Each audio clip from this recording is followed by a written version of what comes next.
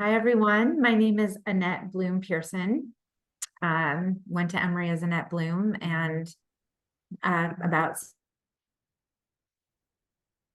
my freshman year craft Pearson. So Emory is very, very popular in our household. And I have been in the Bay Area for about 15 years, started as a tech person, did product management, and then moved into marketing, was at Cisco, Google, HP, combination of those for over a decade, and transitioned into executive leadership coaching at the beginning of the pandemic, when I also transitioned into motherhood. I've been coaching and loving it, working with leaders and emerging leaders for almost 5 years, but officially as a coach for, I guess, 3, and co-founded with another Emory alum, a women's professional development community called Light Her Way. And our flagship program, which I am excited to speak about, especially given Karen's question, is called Board of Advisors. We offer a 16-week cohort for women who are interested in increasing their impact in the boardroom. We talk about what it means to join a board, different types of boards, and the path that would be appropriate for each individual to get there. And randomly, we have a cohort starting this Friday. So Karen, I would love to tell you more about that, and happy to talk more about it later, but don't want to inundate everyone. So I'll put some links in the chat, and Karen, you and I can set up some offline time too. So, Oh, wonderful. And timely was that. yes, I yeah, there was a know. exactly. plant. Thank you, Karen. Perfect. I'm Jody Charlotte, 20 years as a coach. I came up through the marketing and communication ranks in Atlanta and Silicon Valley. Love the Bay Area, miss it, but do love the cost of a living in Atlanta, but I do miss my colleagues on the West Coast. But I have been coaching, as I mentioned, for 20 years, both in career and leadership. I founded with former alum Carolyn Bregman, kind of this career coaching for alums 10 plus year, which this great group has continued to grow and build. I too have Emory near and dear to my heart. I'm an 82 Oxford grad, 85. And as Monty mentioned about his own career change, I career changed myself. Moving from marketing to communications to corporate to mergers and acquisition communication to tech communications. But I realized in a very rich career that marketing and business had nothing to do with it. It was the human issue. Went back, got my master's in counseling, repositioned myself, and became a coach. And I've been coaching now across primarily the U.S., a few clients overseas, but helping people build careers that matter and become leaders that matter. So looking forward to being with you today. We've got a few more people to introduce themselves. Do we want to do introductions, or do we want to maybe start and introduce yourself and ask your question, and that way we get kind of a double and kind of keep people together? What do you think, Annette? I think that might just be a little bit easier. Great. Yeah.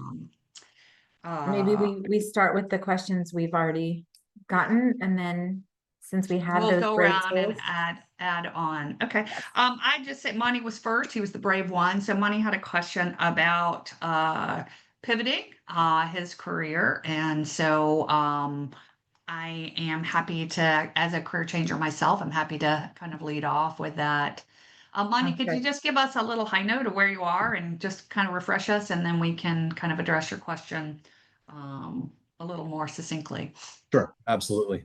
So, yeah, I mentioned I had about a 25-year career on the industry side of pharmaceuticals and life sciences. Fell in love during my MBA program with marketing, and but then kind of progressed through a general management career track and ended up being in the C-suite at a mid-size global device company, and realized that I was spending a lot of time doing cross-functional leadership across an entire enterprise, where my passion really was just the nuts and bolts of the marketing work that I was doing at a brand level. So decided to go and transition into the consulting world. Joined a pretty significant firm there and have been there for 3 years. leading a practice, I would like to contemplate going back into the industry side, but I'd rather not be at, the senior vice president level. I'd rather be at a director level. And I'm having a very hard time getting people understanding why that would make sense. My resume clearly doesn't put me in the motivational fit category that is going to pass any applicant tracking system.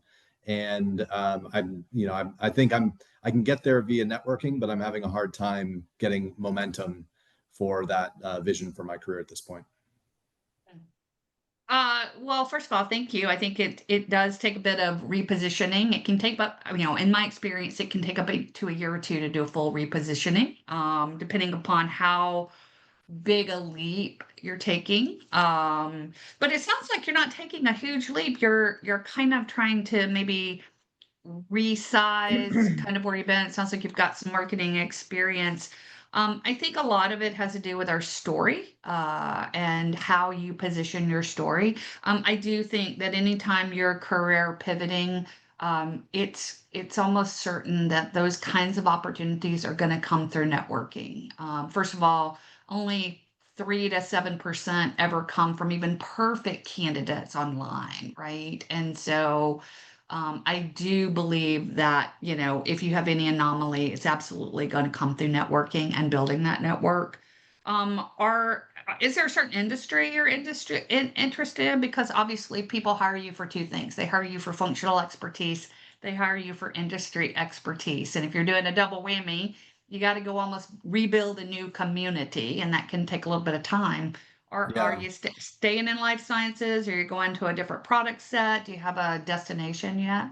Yeah, I actually think that it's neither. It's staying in the same industry, and my functional expertise I think is pretty strong. The challenge was, and I don't. This isn't a humble brag, but I got promoted really rapidly, multiple times, and I would Mhm. rather have put the brakes on if I had it to do over again, not taken some of those, and stayed doing some things I really enjoyed. So I'd rather Mhm. stay in life sciences, go maybe lead a brand, an individual brand, instead of 5 business units. Right. And that's the piece I'm having trouble communicating. I think there's a lot of value actually if people Yeah. that I could bring in that role, but I just think it's a disconnect for people. It is, and they're not going to believe you. I mean, it's kind of like when you were a business owner and you want to go back into corporate. The story piece is really super important. Seems like you'd have a huge value, but you need a sponsor or somebody inside the organization to adopt you. I do a lot of work in life sciences, so if you're there, they certainly have lots of folks that are advancing fast, but don't have the kind of the leadership acumen. So I might really play up the leadership acumen and be happy Mhm. to maybe take some offline time with you to really listen to your story. Irvy's really fantastic with story development, Mm. but it may be in how you're communicating your story, and then just making sure that you're networking. It may take a lot of networks, but keep working at it because you will find somebody will adopt you. The other thing is maybe getting involved with some early stage companies and kind of proving that out a little bit, Mhm. or providing expertise, to kind of continue to showcase that you're actually doing it and you're serious and committed to it. A lot of times when we're making a career change, we use our story alone, but find things not like 100 hours a week, but just small things you can do to say, I'm doing this, I'm committed to it, and I'm continuing to be that. So, Yeah, it's a great idea. If I can jump in, yeah, go ahead now. so I guess, to add on to what Jody just said, and the one opportunity to build your network and your personal brand around the type of individual contributor work that you want to do could be board service. And you may already be involved in boards, either in your industry or as something that you're passionate about. But when you get involved with a board, you can showcase specific expertise and a passion for a specific area and grow your network with a group of people that's not necessarily who you're interacting with professionally on a day-to-day basis. And the question I have for you is, if you could have an ideal networking conversation, what would that look like? Hmm. Um, I'm not sure. I mean, I think right now I have the benefit of having worked in consulting for a few years, so my network has broadened out significantly, and so I think it would be trying to match needs of organizations to the things that I know that I'm good at, and that maybe the network knows that I'm good at, and just kind of seeing who has their eyes on emerging opportunities or existing opportunities where they might see that as a potential fit, even if it's just to pass me along to someone else, just for a further exploration. I don't know if that answers your question or not, but that's kind of what came to mind. It's helpful. The reason I ask is because you mentioned that the networking was moving slowly. And I think that is something that we've been trained to, in our society, discount.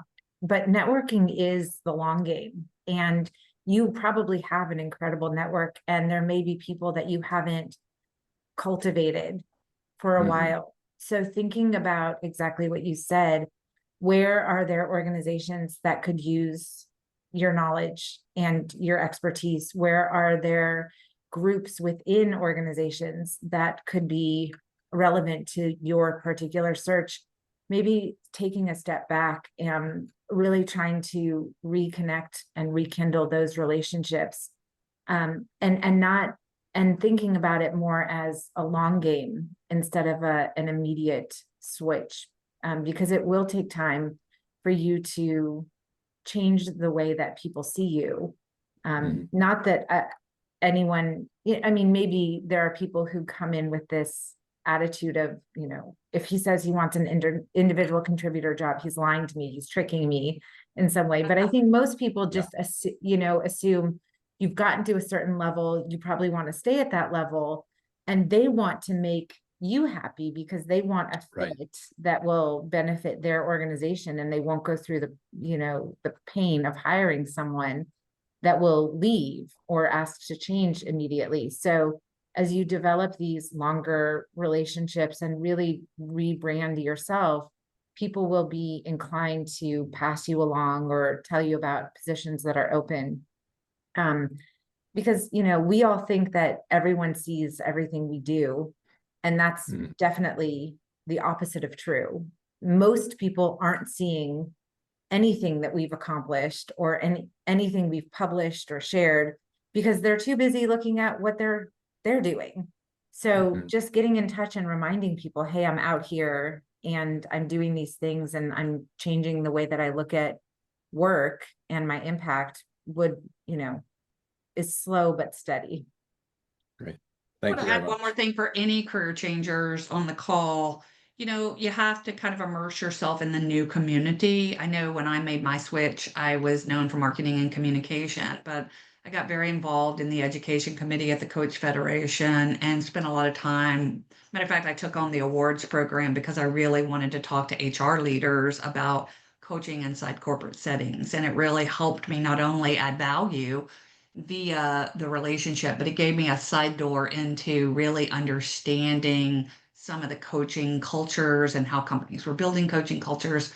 So I don't know if there's a product marketing group or a marketing group inside life sciences, but finding that community. I had a client that really worked really hard 2 years to go from financial services after Lehman Brothers. He loved Lehman Brothers, but he's very interested in healthcare, and he got involved with the Hospital Corporation of America, just volunteering and kind of doing things, working with different presidents because people thought you had to have healthcare experience. But he had a very pointed point of view about highly regulated, and he finally found a president who said, "Your point of view is really interesting." And they put him in an interim CFO role because he had the financial administrative role, and that opened his door to the healthcare arena. So try and find a community of people hanging out, and you might be able to accelerate. Elena, you have your hand raised. Yeah, so I wanted to add on to Monty. I find Monty, your story somewhat relatable. While I'm in the midst of a job search, I've come out of private equity where I worked with founders and presidents who reported directly to me as a general manager. And I'm now looking for a role that is like an operations leader within a company.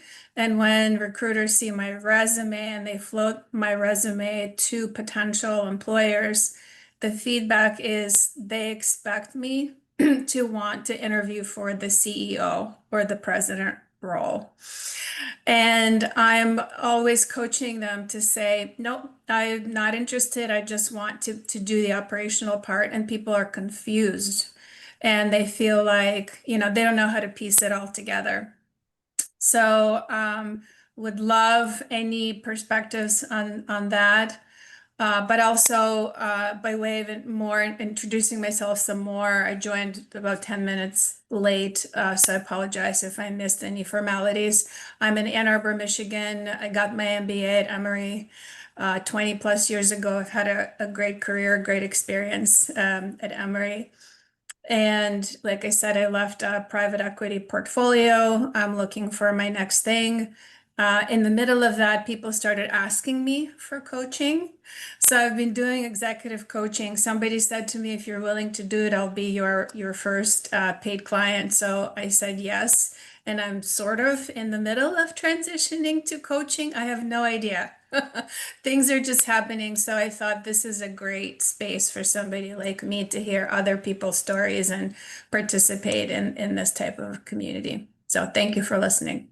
Yeah, Atlanta, great pump. And if you need help thinking about transitioning from industry to coaching, please feel free to set up a virtual coffee. Happy to share all my knowledge for 20 years and having done it myself. So it's a great, great industry.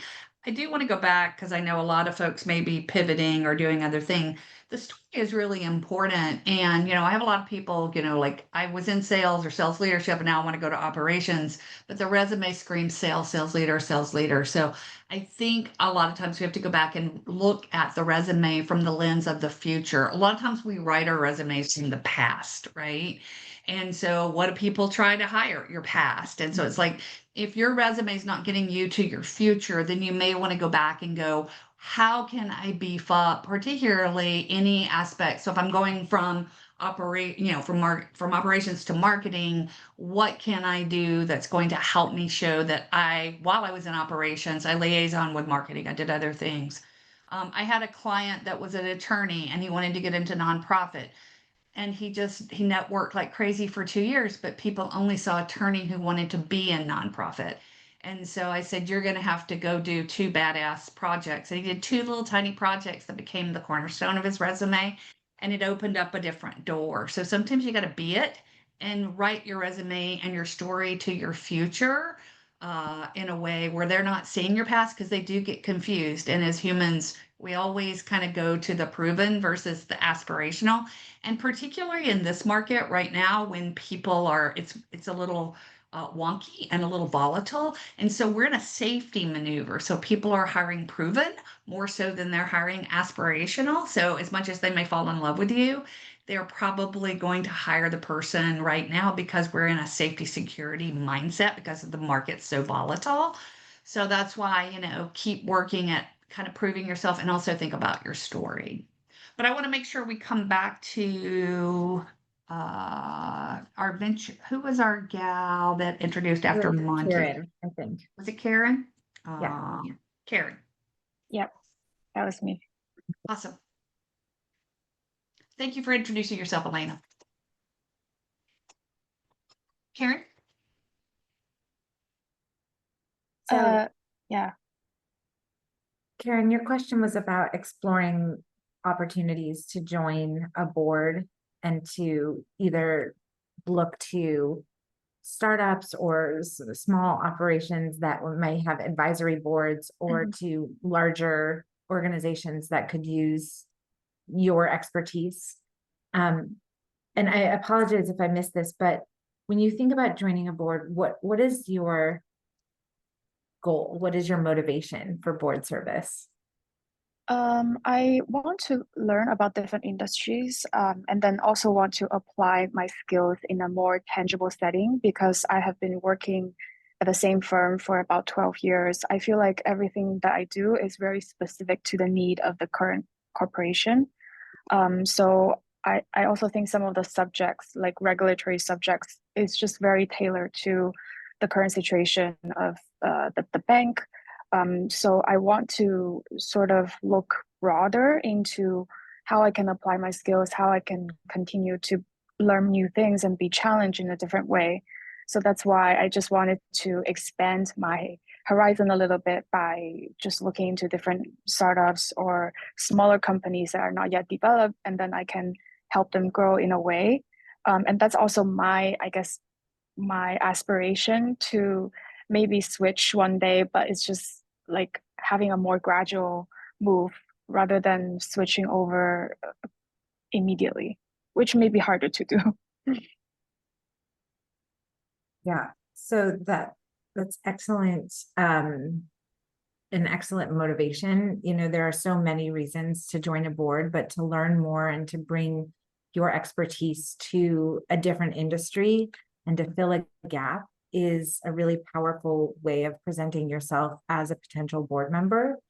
One thing to think about is that you can look at corporate, you know, boards, public or private, which are, it sounds like what you're thinking about. Nonprofit boards also offer opportunities to learn about industry because they are so tied to specific areas that, whether it's healthcare or technology or security, humanities. So one thing to consider is, would a nonprofit board be a good jumping off point? The other thing to think about is what skills specifically do you bring, and starting to make connections through your network and by growing your network with sitting board members to understand where boards have gaps. So a lot of boards right now are looking to fill gaps around technology and the tech security because of this fantastic growth of AI and everything else. So if you're able to bring a financial expertise or technical expertise, knowing where there are gaps, you can more easily insert yourself as a prospect for those opportunities. But again, happy to talk to you more offline. And if you are interested in a more comprehensive cohort, we have one starting on Friday. So I Awesome. put a link to all of my stuff in the chat. It's maybe a little overwhelming, so I'll direct message you the Board of Advisors content. Thank you so much. And just a quick announcement, any resources that the coaches share, we'll reshare them in the follow-up email afterwards. So yeah, so we'll make sure you guys have access to everything. All right. Jonathan, or Sarah. Where's Sarah? We have Sarah, Jonathan, Elise. Sarah, where are you? And introduce yourself and what question might you have? Oh, hi. I was actually just putting one in the chat, so very good timing. Yeah. So I work for Emory in this alumni engagement space. So many of my colleagues are helped plan this wonderful webinar. So I'm kind of listening in because I find it all valuable feedback as we're thinking about our own professional development and growth. But the question I have for you is, any tips on how to re-engage with your network after, and I was calling it time away in quotations. And what I mean by that is, I often find that due to seasons of life, home life, job responsibilities, sometimes I'm floating in and out of networking. And how do you kind of break into that, get back into the good habit again with it feeling natural? I'm happy. I'm a recovering introverted analytic, so I am very empathic to anybody on this in and out of networking. And thank goodness I had a coach 20 years ago that helped me recognize that community is everything. The good news is LinkedIn is a marvelous tool. I call it the lazy man's way to stay connected without having to get out of your basement. But the reality is relationships are elastic. I think back to people that I've connected with that I worked with 20 years ago.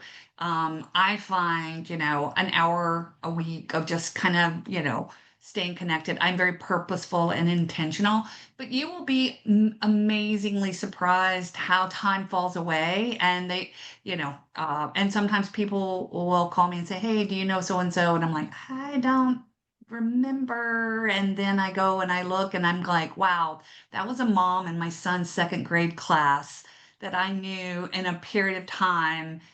And I'll say, and then my son's now 21. So I haven't talked to this person in like 20 years. And I'm like, "Hey, we haven't talked in 20 years, but I have a client that's doing it." So like, "Remember, well, blah, blah, blah." Like, you'd be surprised how the in and out is not as much of an issue. But that's why, my advice is always community build when you don't need it. And so just make it a habit to drop notes to people or comment, just say, "Gosh, we haven't spoken in years, but I was observing you. Congratulations on your promotion, blah, blah, blah." Like, there are little gentle ways you can build your community. And popping in and out is normal. But I always say we all have a fabulous 50. We can only, in theory, manage about 150 relationships at one time, although the internet makes that exponential if you don't have to do it all the time. But just kind of staying abreast and being intentional about who you want to stay connected with. And, really just, it isn't really about volume. It's about just consistency over time. A light touch can go a long way of keeping in touch. And then, diving into who you really want to know and be connected to. And periodically, I know this year I'm on a journey to have real live human lunches with people. And I'm trying to do 2 a week because I haven't been out of my coaching for a very long time. And so just being purposeful and intentional to see people that I really value and want to try and connect with. So, Annette? All very good advice. I think the other thing to remember is the way we tell our story matters. And let me back up. The people who attract others to them, it feels really natural. And we often assume that everything they do is spontaneous and they have just come up with the perfect witty thing to say and they know exactly how to draw in a crowd. And oftentimes that's not the case. People are thinking long and hard before they're at an event or before they're joining something about how they want to show up and what they want to share. And so when you think about your particular story and how it aligns to what you're trying to achieve, whether it's just meeting people and cultivating relationships, or it's around a job pivot, or finding ways to support your passion, think about your story and some examples or times in your life when things have been aligned with that so that you can share things that set you apart from other people and really capture the attention of the people you're networking with and help them remember you, so that you're not only building a network that is one-sided where you're constantly reaching out, but you're building a network of people who want to get back in touch with you because they were really engaged with what you were talking about. So working on storytelling, and I think that's, an entire series of coaching sessions, or at least an entire workshop or webinar that we could spend on storytelling and how to create your stories and how to come across naturally, even when you are actually quite prepared. I'll add one thing to what you just said, Annette. First of all, great advice. And I think stories are everything. Like, if I ever think about anybody pivoting to anything, your story is the most central part of your conversation, your authenticity, your pride, your differentiation, right? It's just the more authentic and powerful it is, the more you attract the people, as you said, that want to, connect with you.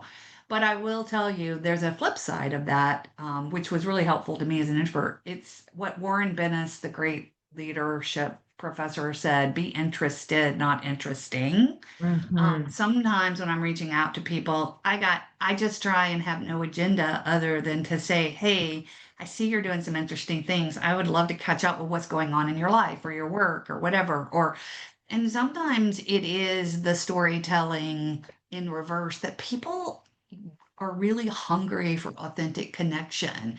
But I think a lot of times we're just so being sold every day that, we grab our wallet, our time, and everything else. And so sometimes I think it's like being out in the world of being kind of that, be a great listener, storyteller. Just my only agenda is really to learn and kind of hear what you're up to because I'm doing X, Y, and Z. And I think what you're doing is interesting. And so sometimes I, get on a journey just to be interested, and you'll be surprised without, even selling, advising, or doing anything else. You'll find ways to connect with people kind of authentically. So it kind of goes in that Adam Grant's book, Give and Take. It's a wonderful book. We should probably put on our resource list about givers, takers, and those that give and take. It's a really good take on social psychology of continuing to build relationships and be of service. Learning and being of service is the greatest way. So, anyway, Thank you. That's helpful. let's see, Jonathan. We got a Jonathan. Jonathan, hi, We Jonathan. do, we do. Hi, everyone. Oh, I don't have a great discrete question, but I'll just say this conversation's been really helpful.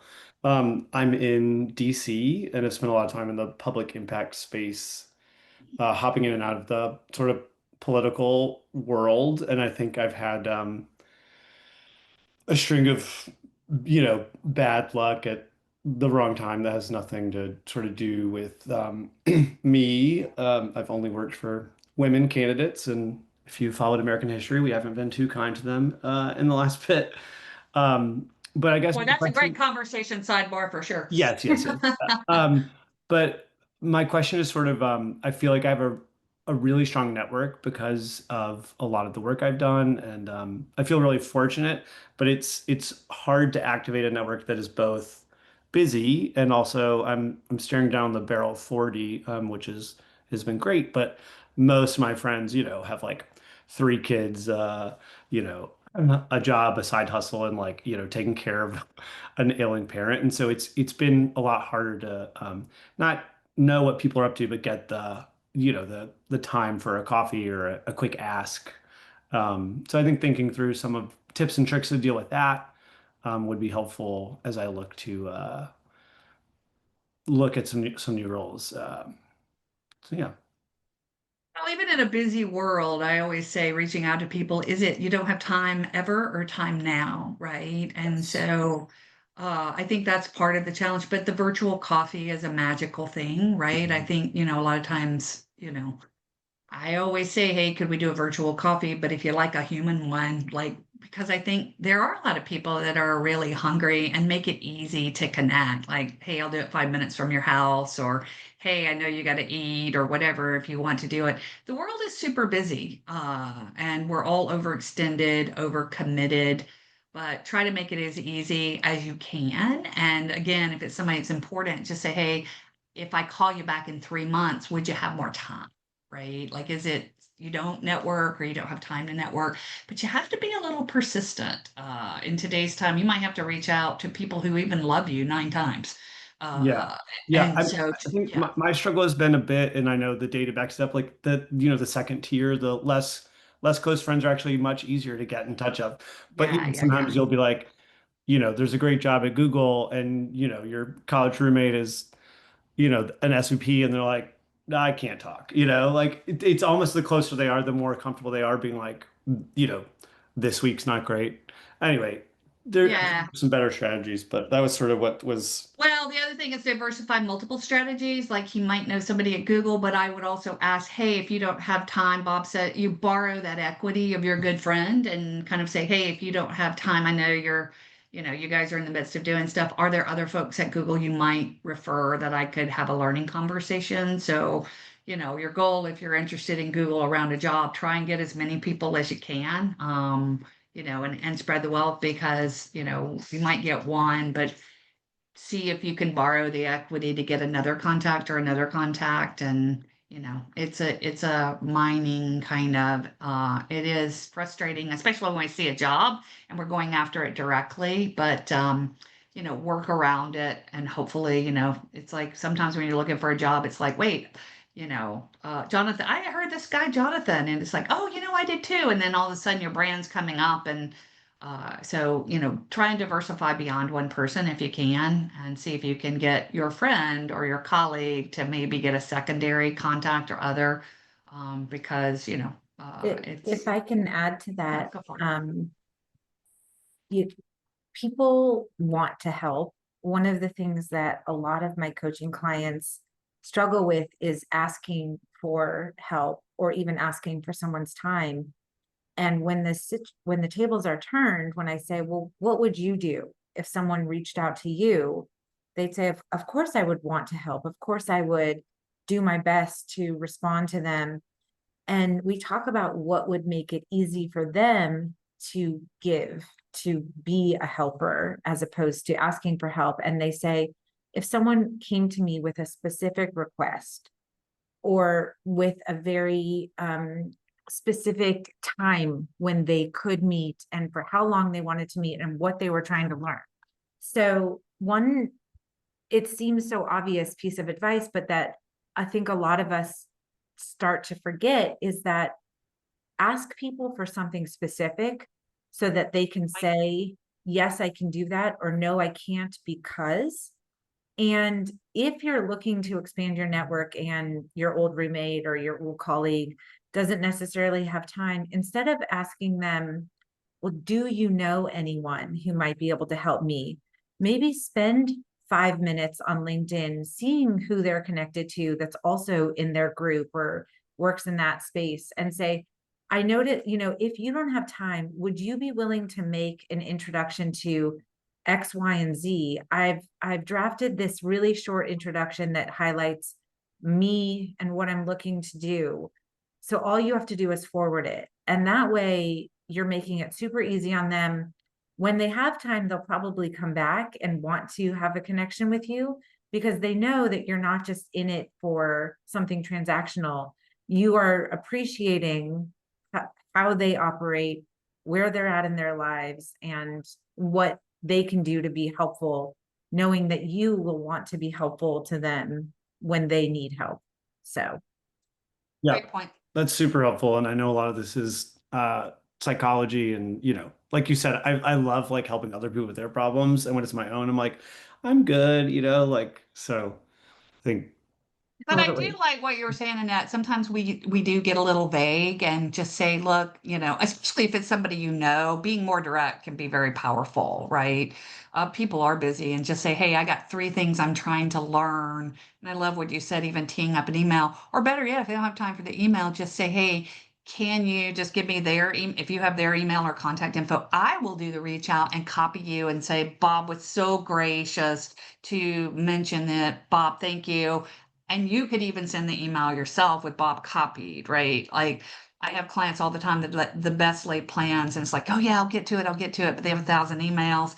And so sometimes even doing it yourself and just saying, hey, I'll take the lead on this. I just really could use the equity, the assist on, making that intro so it's a little bit warmer and I can borrow some of your awesome reputation to get me in the door. So I love what you're saying about be specific. Sometimes we feel a little uncomfortable making a direct ask, but if they're in your direct sphere or your direct +1 where people know each other, you can be a little more direct that you're trying to learn something, discuss something, gain insight, whatever it is you're trying to do. So good point.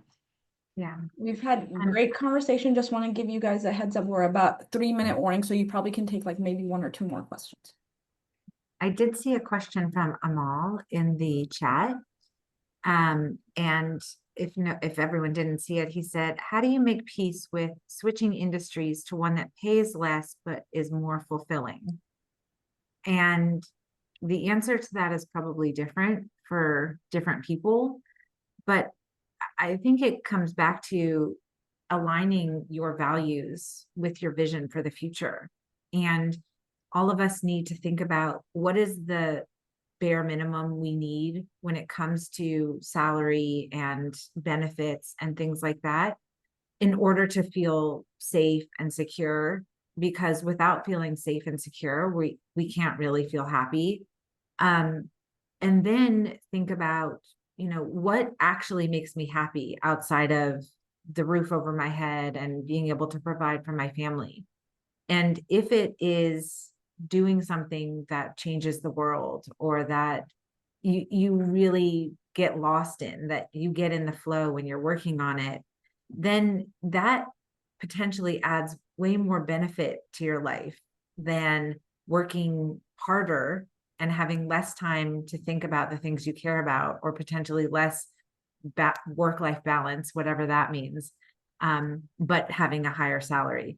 So worth diving into much more deeply on an individual basis, and happy to chat, but really thinking about what you need at a minimum to be safe, secure, and happy, and then bringing your values in to drive how you navigate professionally.